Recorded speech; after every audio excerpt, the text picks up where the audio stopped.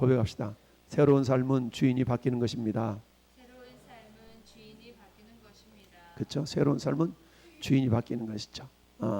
우리가 흔히 그러잖아요. 옛날 어르신들 우리가 자기 남편을 대할 때 우리 주인 양반 그러잖아요. 주인 양반. 네. 성경에도 그렇게 돼 있어요. 주님이라고 주님. 자기 남편을 주인이라고 주님이라고 그러죠. 주인 양반. 우리 주인 양반이 이렇게 얘기하죠. 그래서 새로운 삶은 주인이 바뀌는 것이다. 새로운 삶은 주인이 바뀐 것이다. 자, 나귀도 소도 자기 주인을 알고 주인의 구유를 알았다. 근데 어때요? 사람은 주인을 알지 못한다.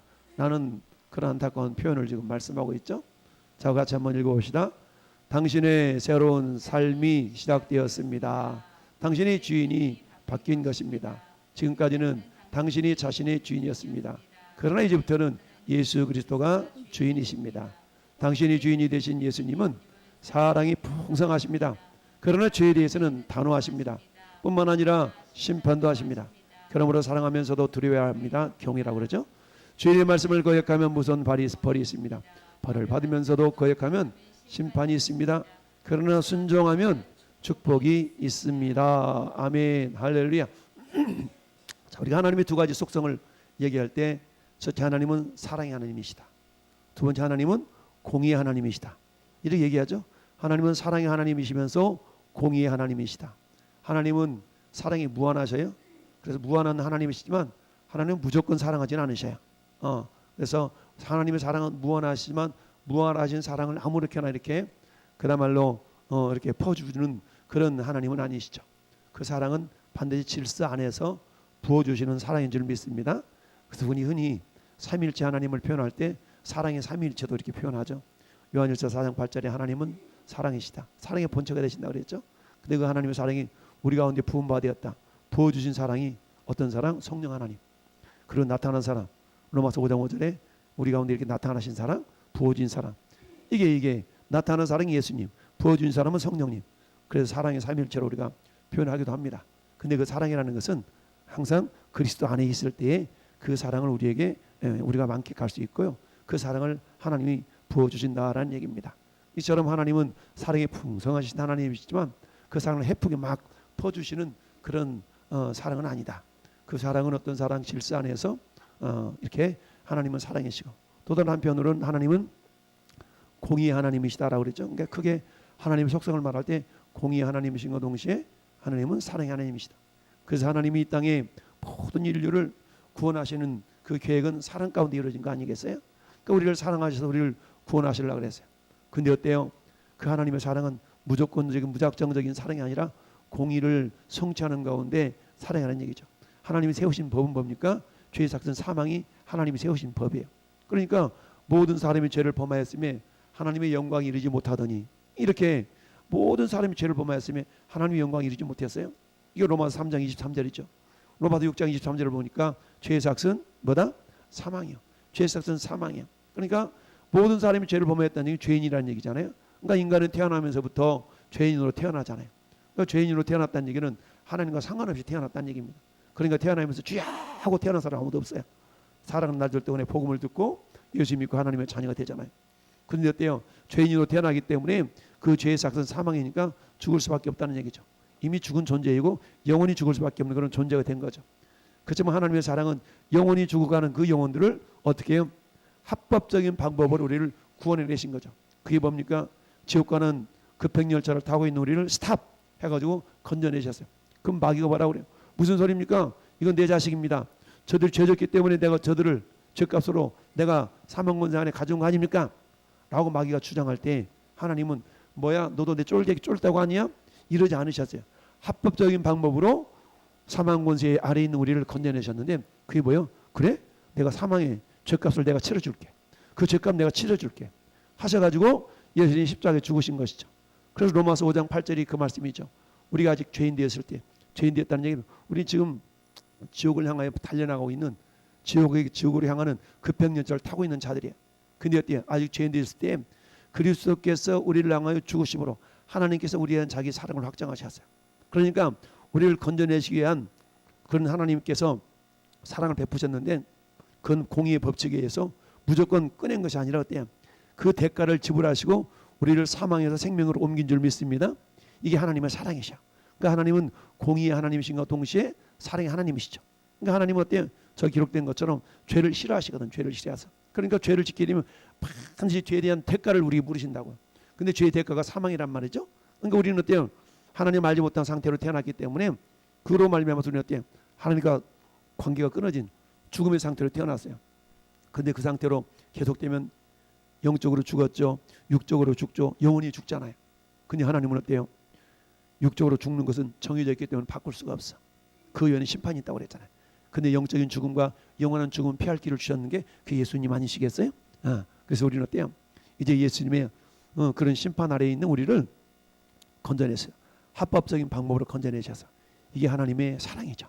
자, 그렇다면 그 사랑의 하나님께서 우리를 건져주셨는데, 자, 우리는 일생을 살아가잖아요. 인간에게는 세 종류의 생각이 있다.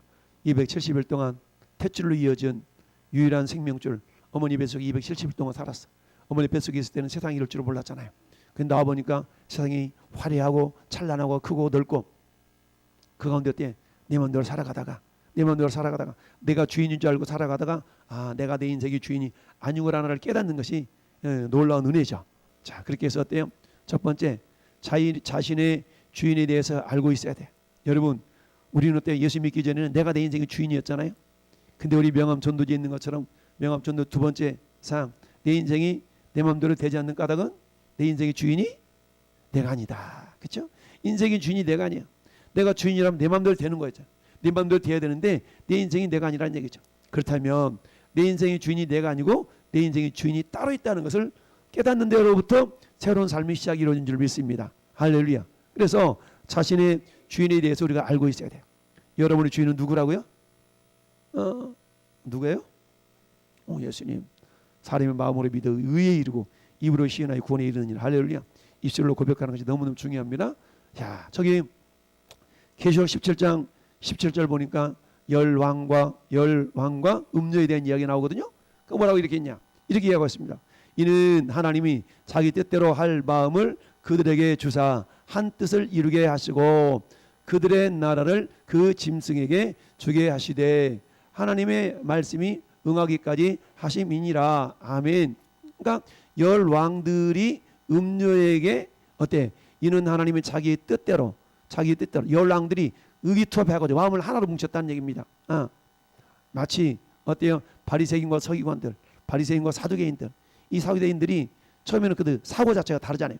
사두개인들은 뭐가 없어요? 부활을 안 믿잖아요. 서기관들은 부활을 믿잖아요. 그러니까 사고가 달랐는데 예수님의 십자가 못 박는 데 있어서는 그들의 의견이 하나가 됐다는 얘기죠. 그런 의미가 비슷한 거거든요. 하나님의 자기의 뜻대로 할, 여기 자기 뜻이라는 건 하나님 뜻이 말하는 하나님 뜻이 아니라 열 왕들의 뜻, 세속적으로 살아가는 자들의 뜻, 그 뜻을 어때? 음료에게로 할 마음을 그들에게 주사 한 뜻을 이루게 하시고 그들의 나라를 짐승에게 주게 하시되 하나님 말씀이 응하기까지 하시니라. 이걸 통해서 할 수 있는 것은 하나님도 세상 나라의 사람들을 그들의 뜻대로 행할 수 있도록 허락해 주셨다는 얘기입니다. 이건 무슨 말이냐면 악한 사람도 하나님의 뜻대로 사용하시도록 하나님이 섭리하셨다는 얘기죠. 하나님 꼭 선한 사람들만을 들어서 하나님 뜻을 이루시는 것이 아니고 하나님께서는 악한 사람들도 하나님 뜻을 이루는 도구로 사용하시고 계시다라는 그 의미하고 있어요. 그러기 위해서 때 자유의지를 그들에게 주셨다는 얘기죠. 자유의지. 오늘날의 모든 사람들에게 자유의지를 주셨는데 그 자유의지로 선하게 살아가는 건 아니잖아요. 에덴 동산에서 하나님이 아담과 하와에게 자유의지를 주셨어. 근데 그 자유의지로 하나님을 영원토록 섬기며 하나님 뜻대로 순종해야 되는데 사단이 의해서 속아가지고 그 자유의지를 악한 대로 사용한 거 아니겠어요? 그런 것처럼 오늘날도 마찬가지. 하나님 저와 여러분들에게 자유의지를 주셨는데 근데 어때요? 그 자유의지가 주어졌지만 그 자유의지를 가지고 선한데 하나님 뜻을 이루는데 그 자유의지를 사용해야 되는데 그렇지 않는다는 얘기죠. 그렇지 않는 사람이 많다. 그렇다고 할지라도 하나님 그것들을 통해서도 합력하여서 하나님 뜻을 이루는 도구로 사용하신다는 얘기죠. 자, 두 번째, 마귀의 미혹과 거짓으로 자신의 주인으로 믿게 합니다. 자신이 내 인생의 주인으로 믿겠나니. 그래서 뭐라고 합니까? 내 맘이야. 내 인생 내 거야. 자신이 자신의 주인인 것처럼 이렇게 믿고 살아가도록 유혹한다라는 얘기입니다.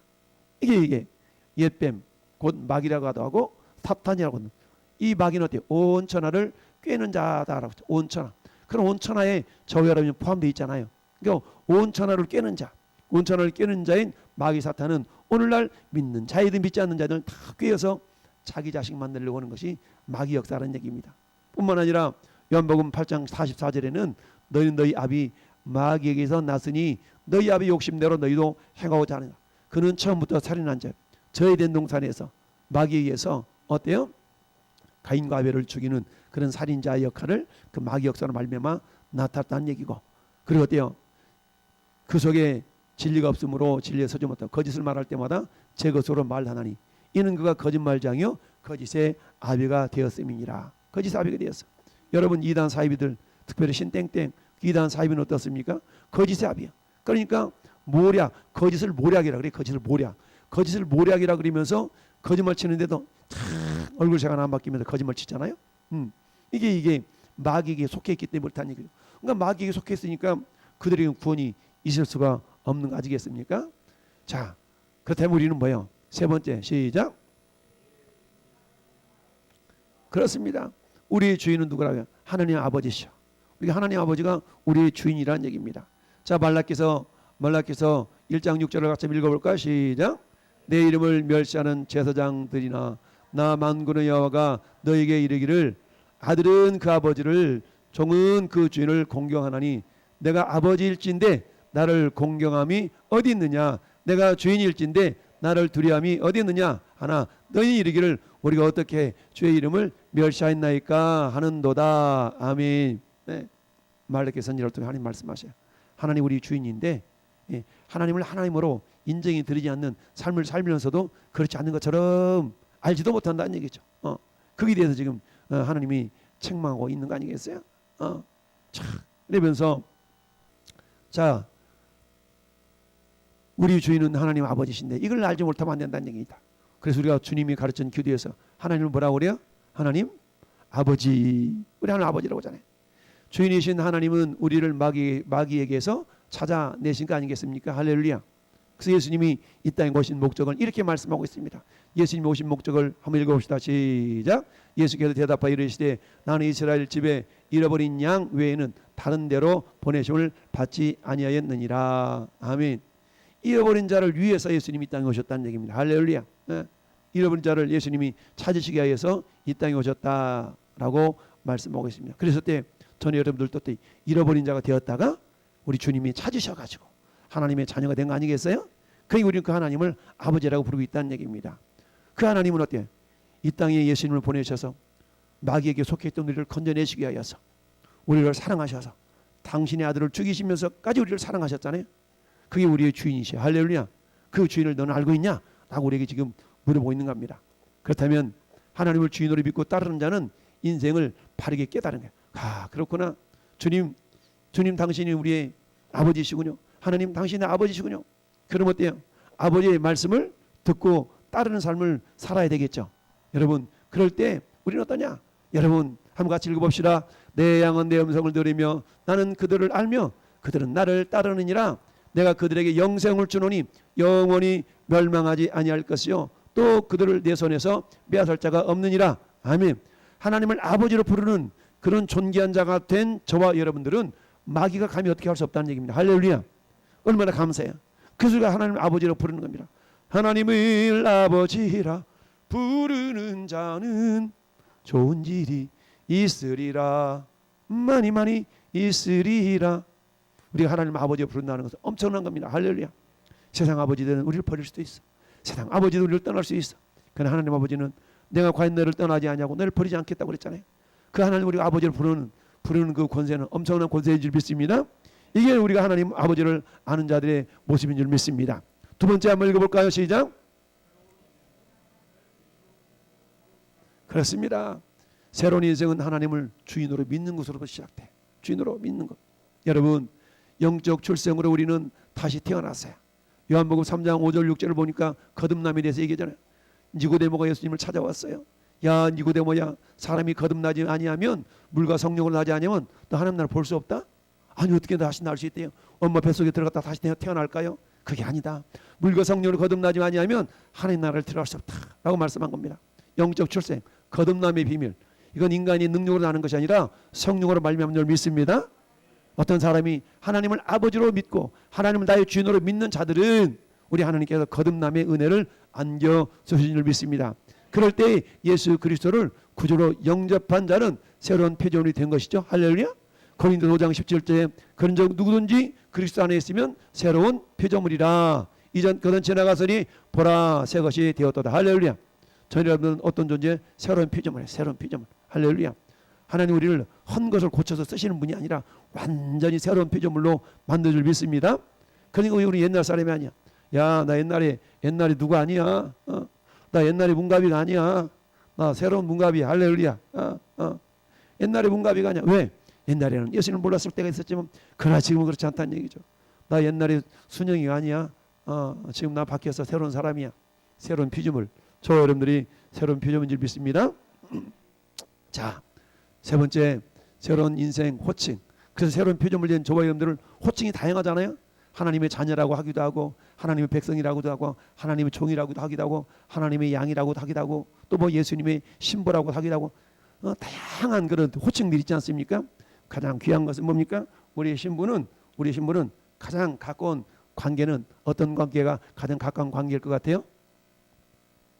예수님의 신부. 가장 가까운 관계는 신부예요, 신부. 여러분, 아무리 자녀를 할지라도 맨날 엄마랑 자녀가 붙어 살 수는 없잖아요.